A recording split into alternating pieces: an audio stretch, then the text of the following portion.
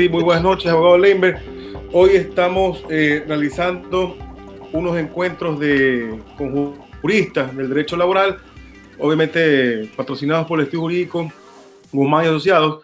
Le hemos pedido hoy día al abogado Julio Leinberg Sarmiento, que dirige su Estudio Jurídico Leinberg y Leinberg Asociados. Hoy día el tema que vamos a tocar en este conversatorio será el artículo 169, numeral 6, la causal de fuerza mayor o caso fortuito para desvincular o para la terminación legal de un contrato de trabajo.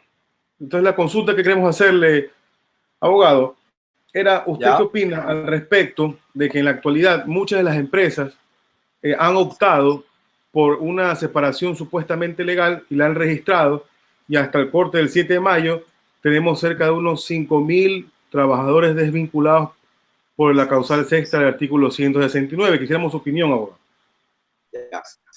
Bueno, yo creo que el número es más, porque el ministro habló de más de 70.000 despidos en el país, más de 70.000 despidos en el país. No sé, o sea, así que de repente por esa sinuosidad en la información que ha caracterizado a las autoridades del gobierno central respecto no solamente de la pandemia, sino de todo lo atinente a la repercusión laboral. Entonces, esa causal, en mi criterio, como varias causales del artículo 169, no es que autorizan a una terminación sin pago de indemnizaciones. Eso no es así. Es decir, la causal, hay causales declarativas. Por ejemplo, cuando hablamos vamos a ir estableciendo causal por causal. Veamos el artículo una por una. Ya estamos en el 100. Bueno, el 169 determina varias causales. No todas ellas producen o pueden ser unas que determinen la posibilidad de una indemnización y otras que no. Entonces, en el caso de la terminación de relaciones laborales por el numeral 6 del artículo 169, es una declaración que hace que termina. ¿Qué puede pasar después de que se determina que el empleador decide calificar el momento que está viviendo, le da a él la oportunidad de terminar una relación? ¿Por qué? Por muchas razones. Algunos explican esas razones por una cuestión ética, una ética patronal, de poder mantener una empresa y seguir dando trabajo y cumplir y pagar impuestos. Y eso me parece altruista, pero cuando el empleador toma esa decisión porque en ese momento lo va a aprovechar para lesionar derechos de una manera selectiva, toma a los trabajadores que más le podrían costar en un eventual despido intempestivo y los saca bajo esa causal, entonces ya no es tan moral y tan ética la actitud asumida. Entonces, las causas legales del artículo 169 son por causas legalmente previstas en el contrato. Por ejemplo, si se trata de un contrato de obra cierta, la relación de trabajo termina porque concluyó la obra. Por acuerdo de las partes, que en eso no hay discusión, se ponen de acuerdo, firman un acta de finiquito y se termina la relación de trabajo. Por conclusión de la obra, cuando hablamos de la periodo o labor o servicios objeto del contrato, se termina el periodo de labor y por lo tanto se termina el contrato. Por muerte o incapacidad del empleador o extinción de la persona jurídica contratante, si no hubiera representante legal, sucesor que continúe la empresa o negocio, también es ipso facto. Por muerte del trabajador, porque no es hereditario, el trabajo no es hereditario, ahí termina el contrato laboral. Pasamos a la de caso fortuito, pero vamos a saltarnos por voluntad del empleador en los casos del artículo 171 del Código del Trabajo. Es decir, cuando solicita visto bueno.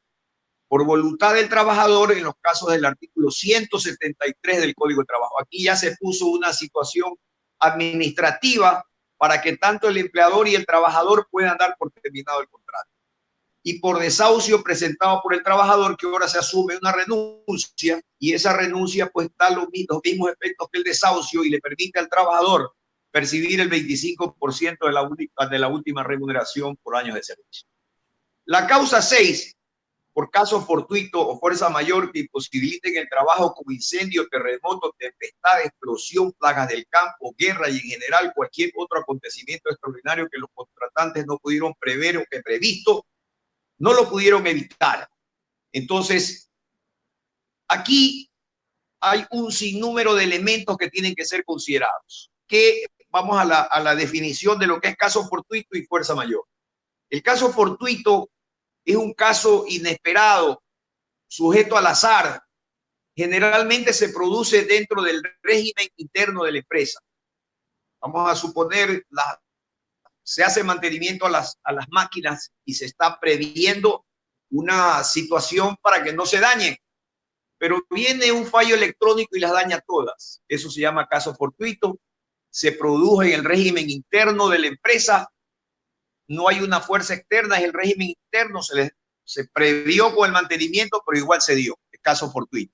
¿Y qué es la fuerza mayor? La fuerza mayor es la fuerza irresistible, aquello que las partes, pudiendo preverlas, no pueden de todas maneras continuar porque suspende definitivamente suspende la relación laboral. Por ejemplo, un incendio, un terremoto, y aún así, por ejemplo, en el caso del terremoto, es una fuerza irresistible, no por el hecho de que se produjo el terremoto, ya se produce la fuerza mayor y el empleador está en la capacidad o en la facultad de dar por terminado el contrato. No es así. ¿Por Abogado, qué? Porque me permite interrumpirlo ahí. Con su experiencia, ¿qué sucedió en el 2016 en Manabí? Usted conoce, porque ahí hubo el terremoto. ¿Qué actitud tomaron los patronos, el ministerio? Solo una digresión antes de seguir escuchándolo. Quisiera saber su experiencia respecto del 2016 con el terremoto que hubo en Manabí. El artículo 193 del Código de Trabajo es la condición extrema de lo que puede ocurrirle al empleador, como por ejemplo cuando se somete al concurso de quiebra. Esa es la causa más extrema. Voy a quebrar mi negocio y sin embargo, el artículo 193 lo obliga a pagar las indemnizaciones del artículo 188 y la bonificación del artículo 185 en el inciso segundo. Si por efecto de la liquidación de negocio el empleador da por terminadas las relaciones de trabajo, deberá pagar a los trabajadores cesantes la bonificación e indemnización previstas en los artículos 185 y 188 de este código. Si esa es la situación extrema, que es la quiebra y el cierre definitivo de la empresa o negocio, en esa forma se procedió, no solamente en el terremoto del año 2016, sino en el cierre de los casinos del año 2011 y adicionalmente en el feriado bancario o en la crisis bancaria del año 99-2000, que no solamente es la crisis bancaria, sino que es la crisis de las financieras. Este país tenía 400 financieras, no sé cómo, y tenía como 40 bancos. Entonces, una cantidad respetable de bancos y casi todas las financieras quebraron, y el régimen que se utilizó es la de la quiebra del negocio, que significa el pago de las indemnizaciones por despido. Cuando la empresa está en un estado calamitoso y es intervenida y procede a ser intervenida por la Superintendencia de Compañías y se llega a la liquidación, el liquidador tiene que liquidar, y como el crédito del trabajador es de primera clase, lo primero que hace es pagar las indemnizaciones de los trabajadores. ¿Y qué es lo que aplica el artículo 185 y el artículo 188? Esos tres eventos y esa forma de determinar cuando ya se llega a la condición extrema de que desaparece la empresa, de los activos que tiene, procede a pagarse a los trabajadores. Porque esta es una cuestión evidentemente moral de la sociedad, con el neoconstitucionalismo que está vigente y que todavía no ha habido una reforma constitucional. Nosotros estamos ya practicando los derechos de tercera y cuarta generación, el buen vivir. Entonces, entre las enunciaciones que tiene la Constitución Política del Estado es la igualdad formal y el derecho a la igualdad formal, que es el derecho a la igualdad ante la ley, y la igualdad material. ¿Qué hace el Estado? El Estado tiene que proteger al más vulnerable. ¿Cuál es el fuerte de la relación laboral? El empleador, que es el que tiene el capital. Es el único que sabe cuáles son sus reservas, cuáles son sus activos, que es el que saca mayor provecho de toda una actividad laboral de muchos años, de algunos años, y es el que sabe en definitiva cuál es. El trabajador desconoce esos aspectos. Por eso es que se tiende constitucional y legalmente a proteger en esa aplicación de la igualdad material. Si estamos en un desnivel claro, yo tengo que proteger al que está aquí abajo, no para igualar al que está acá arriba, sino que para sustentar que esa diferencia tremenda sea más llevadera para el que está abajo, para el que está en estado de vulnerabilidad. Lo mismo pasa cuando hablamos de por qué el Estado paga los bonos de la dignidad, porque hay muchos desempleados, porque hay ancianos, porque que no tienen trabajo, que no tienen ingresos, y esa es la forma de alguna manera paliar esa diferencia tremenda que existe entre los que tienen mucho y los que no tienen nada. Entonces, me parece a mí una lesión tremenda a la clase trabajadora que se haya aplicado o se haya hecho una norma interpretativa, que eso tiene algo de mala fe. Y le voy a decir por qué. ¿Por qué es algo de mala fe? Porque así como está diseñada la ley, tal como está en antes de la aprobación, que todavía tampoco ha sido aprobada y publicada en el registro oficial, no se ha puesto el ejecútese.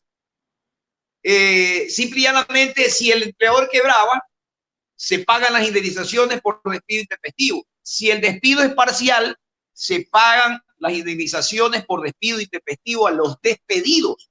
Ya han habido casos anteriores. Yo tengo el caso, que no voy a nombrar, de un hotel en donde hábilmente se decepcionaron o la carta fue parecida a la que han mandado ahora los trabajadores y manifestaron que se terminaban las relaciones de trabajo por el caso fortuito, fuerza mayor. ¿Y qué alegaban? Usted tiene que probar pues, cuál es la condición por la que se produjo esa fuerza mayor. ¿Y cómo probaron? Eran con una carta por la que el franquiciante al franquiciado le decía que se terminaba el contrato porque habían algunos daños que podían haber sido arreglados. Bueno, y los jueces en primera y segunda instancia nos dieron la razón. Es decir, no se aceptó el caso fortuito o fuerza mayor. Abogado, antes de entrar a la ley humanitaria, en que existe una disposición interpretativa, antes de entrar a eso, entonces usted coincide con Rafael Caldera, que establece que el contrato de trabajo es un contrato sui generis. ¿En qué sentido? Porque no son partes iguales, sino que obviamente lo que usted explicaba, tenemos un trabajador débil frente a un patrono fuerte, pero no, más que por el tema que, bueno, sí pesa, el tema económico es lo que usted dice, la información que tiene al respecto de la financiera respecto a su compañía. Pero ahora bien, ¿qué diferencia usted ve entre las otras crisis que ha comentado, la financiera, terremoto, la de los casinos, con la actualidad? Entonces, ¿qué quiero preguntarle? Entonces es un tema de política pública, un tema de política que el actual gobierno instó o tal vez sugirió que el camino sea la fuerza mayor. A ver, primero, por eso es que estábamos en el análisis de lo que es la fuerza mayor. Y vamos a ir al análisis si la pandemia fue un caso fortuito o fue fuerza mayor. Está descartado caso fortuito porque no se produce dentro del régimen de la empresa. Y si hablamos de previsibilidad de esa pandemia, ya nosotros conocíamos. En el mes de febrero, en el mes de diciembre, enero, febrero, ya en China habían problemas y se había decretado una cuarentena y después había pasado a Europa. Es decir, ya teníamos. Aquí nuestras autoridades no tuvieron la suficiente precaución, inexpertos, nadie sabe, tampoco voy a hablar de una negligencia con mala fe, es una negligencia por ineptitud, porque no estaban preparados. Y pasó lo que pasó. Entonces, allí no hay caso fortuito. Entonces, vamos a ver si es fuerza mayor. Se pudo haber previsto y no se previó bien, y Guayaquil puso 10.000 muertos. Ahora vamos a ver lo que es la fuerza mayor, que es la fuerza irresistible, que ese es un hecho externo que las partes así lo hubieran previsto, no puede contra él. Simplemente suspende la relación de trabajo. Entonces la pandemia como tal suspendió la relación de trabajo, o podía suspender, o tenía esa carga o esa fuerza irresistible para suspender la relación de trabajo. No sé. La pandemia tampoco era una fuerza mayor. ¿Por qué? Porque habían países, algunos, ahora se han repetido unos, pero por ejemplo Suecia se ha mantenido con medidas de seguridad y nunca paró la producción. Es decir, ahí no hubo orden de autoridad que diga cuarentena, nadie trabaja, sino que simplemente se mantuvieron, creo que las clases de los niños más pequeños se suspendieron, pero de los jóvenes y de los mayorcitos estuvieron normales, pero con medidas de seguridad. Esa fue una forma de actuar frente a la pandemia. La pandemia entonces tampoco es fuerza mayor. ¿Cuál es la fuerza mayor? Es la orden de la autoridad. Esa es la fuerza mayor.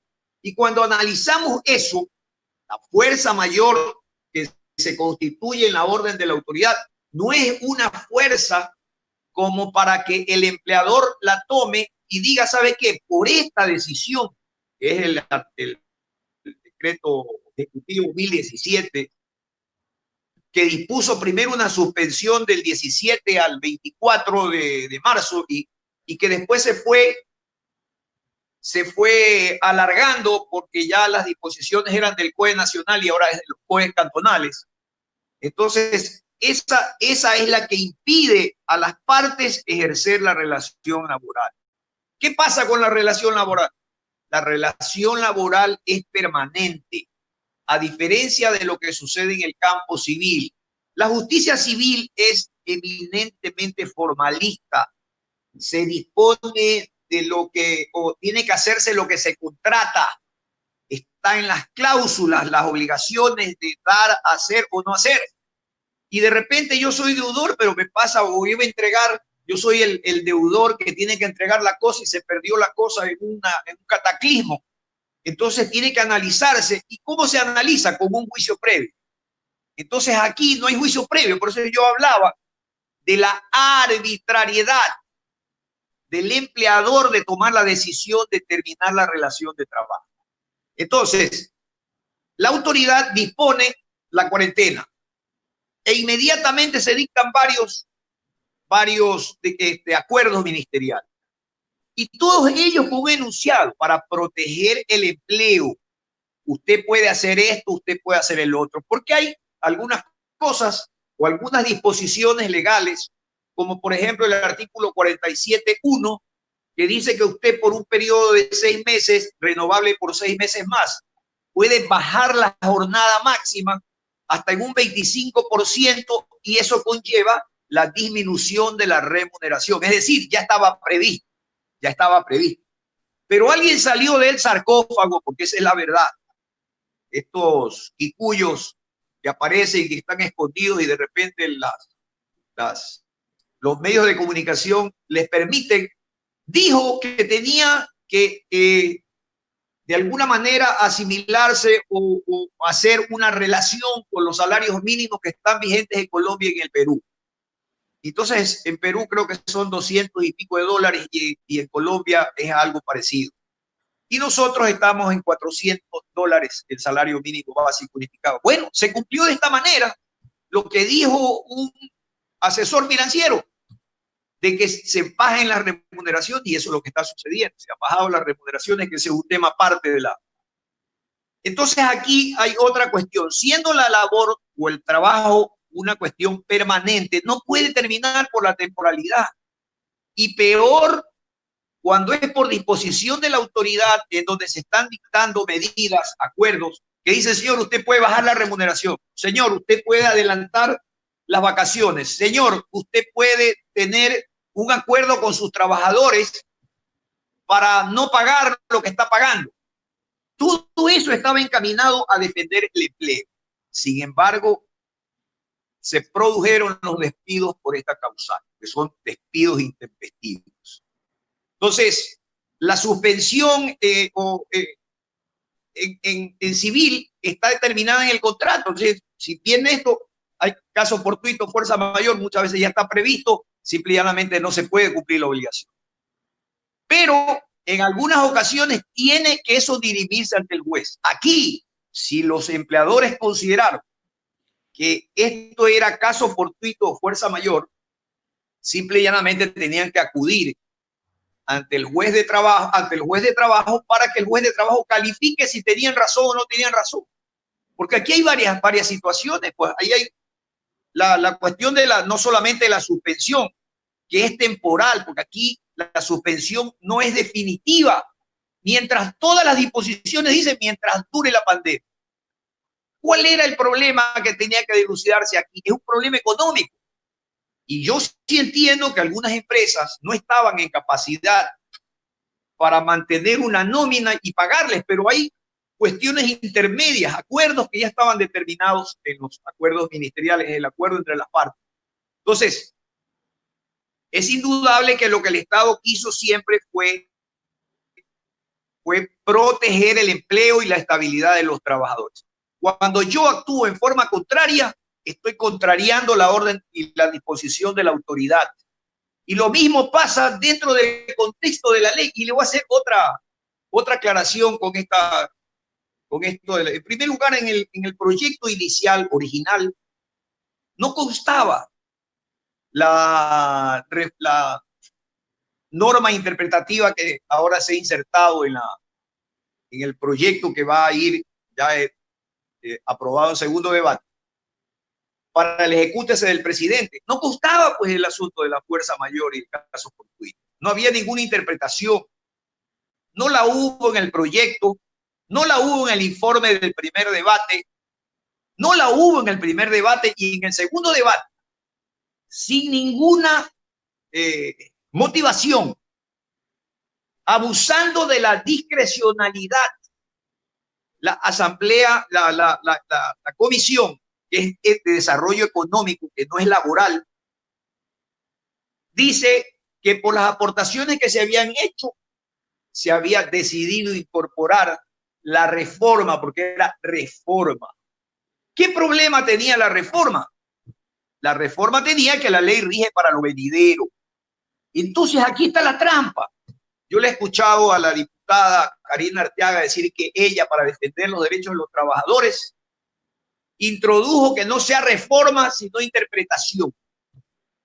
Si ya estaba todo determinado en la ley, si habían antecedentes jurisprudenciales, hechos similares que ya habían sucedido en el pasado y que habían sido resueltos con el pago de las indemnizaciones cuando se alega caso fortuito o fuerza mayor, lo que se hizo fue tratar de proteger las decenas de miles de despidos bajo dos circunstancias. Bueno, la primera, la enunciativa, dice que toda fuerza mayor tiene que estar ligada al cese definitivo de la actividad.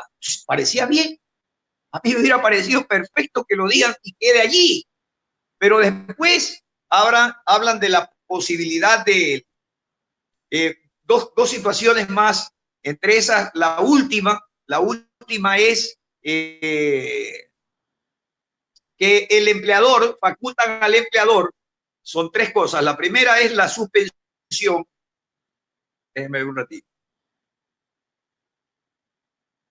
Dice, cuando existe imposibilidad de trabajo, entonces dice aquí, en estos casos la imposibilidad de realizar el trabajo por caso fortuito o fuerza mayor estará ligada al cese total y definitivo de la actividad económica del empleador, sea persona natural o jurídica. Esto quiere decir que habrá imposibilidad cuando el trabajo no se pueda llevar a cabo por los medios físicos habituales, como por medios alternativos que permitan su ejecución y aún por medios telemáticos. Me parece bien esa parte. La segunda parte. También habrá imposibilidad cuando exista prohibición expresa a la autoridad competente de la realización de la actividad en particular derivada del caso fortuito o fuerza mayor. Y aquí viene lo raro. Cuando con la finalidad de salvar una parte del negocio, el empleador se vea en la obligación de cesar una línea o unidad de negocio específico derivado de la actividad principal, como consecuencia del evento del caso fortuito o fuerza mayor, se entenderá como imposibilidad parcial, pudiendo únicamente terminar las relaciones laborales que existan en esa parte específica del negocio que será cesada. Claro que en la práctica, esta última parte, ¿cómo va a demostrar usted judicialmente en un proceso que usted cerró es una línea y que los trabajadores despedidos son de esa línea?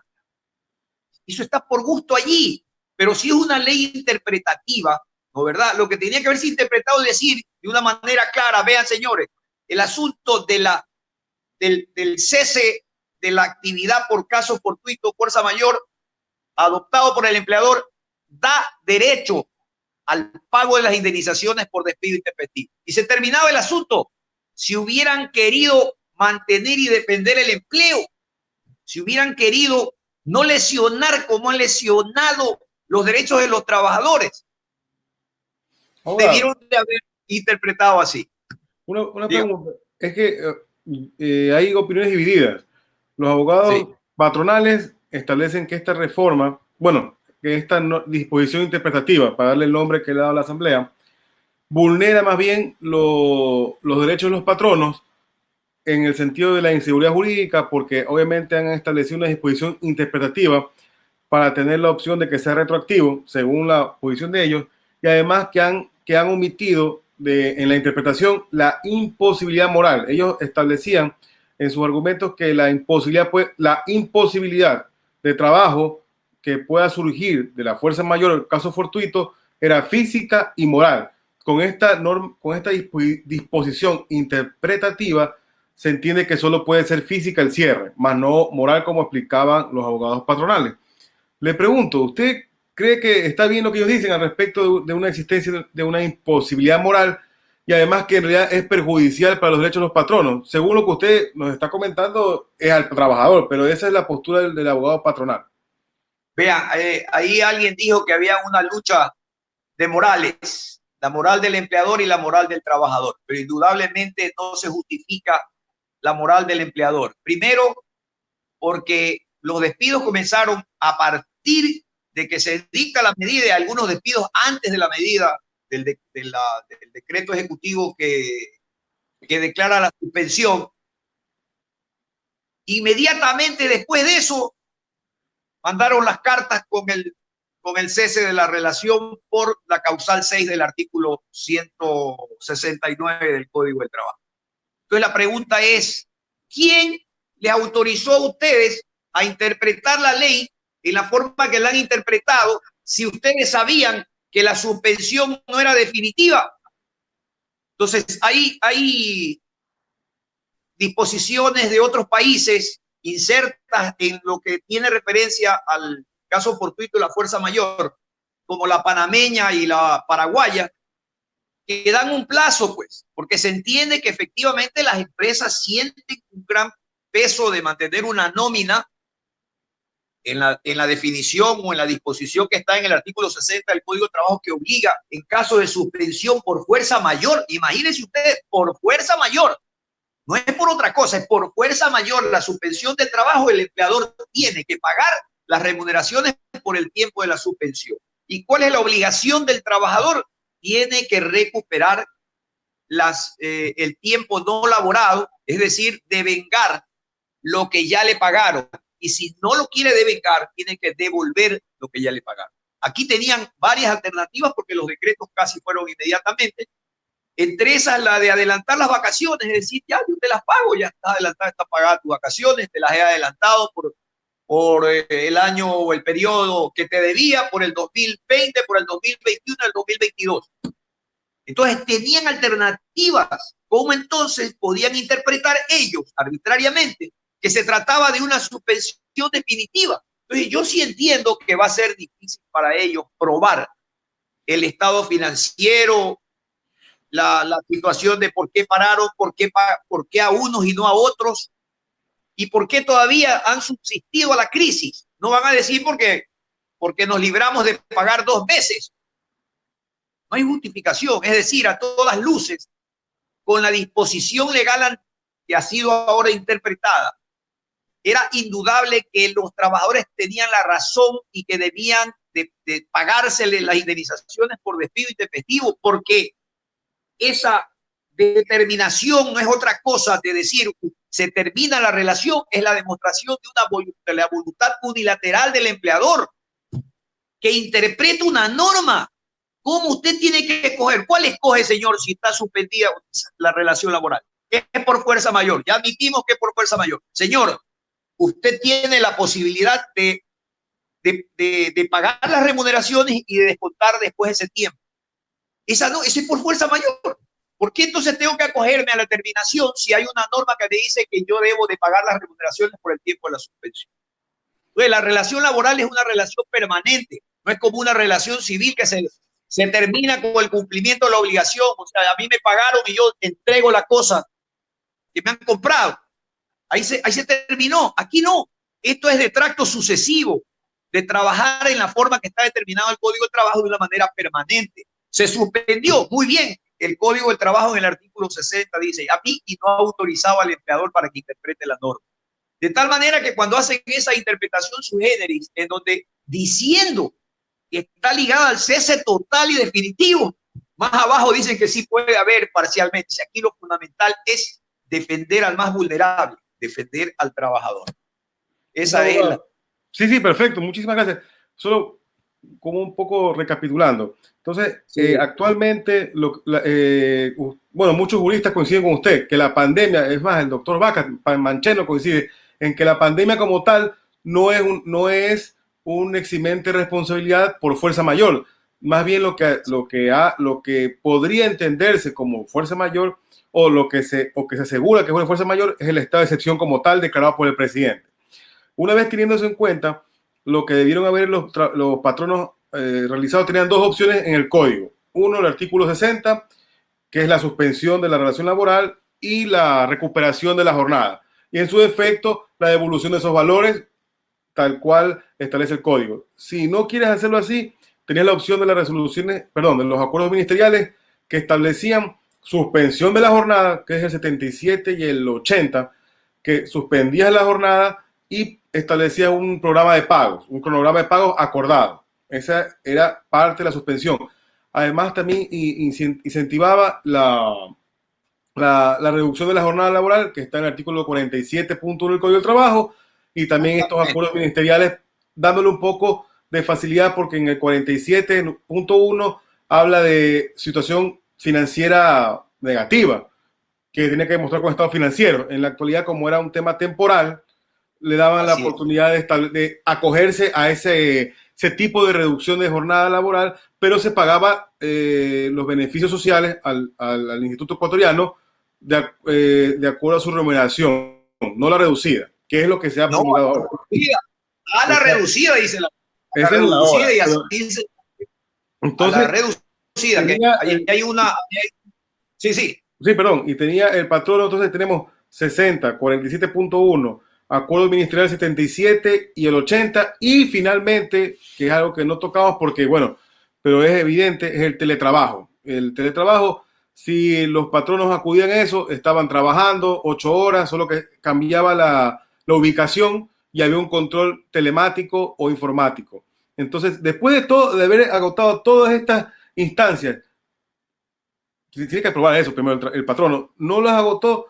Lo que nos estamos encontrando es que todos estos casos en que se están registrando, porque el ministro dice que con el acuerdo ministerial 81 impidió, yo creo que no, más bien lo que instó fue a que se registren los patronos y más bien son elementos que serán también analizados por el juez. ¿Qué quiero decir con esto? Que lo que ha pasado en Ecuador actualmente son despidos intempestivos. Por el análisis que estamos llegando, la conclusión lógica. Y abogado, yo no le quiero quitar más de su tiempo, le quiero agradecer muchísimo y que vamos a estar también haciendo más. La próxima es con el doctor Jorge Guzmán al respecto del si el COVID-19 es o no una enfermedad profesional o si es susceptible que los trabajadores por contagiarse se vuelva eso un accidente de trabajo. Entonces, abogado, muchísimas gracias y muy amable por su ayuda.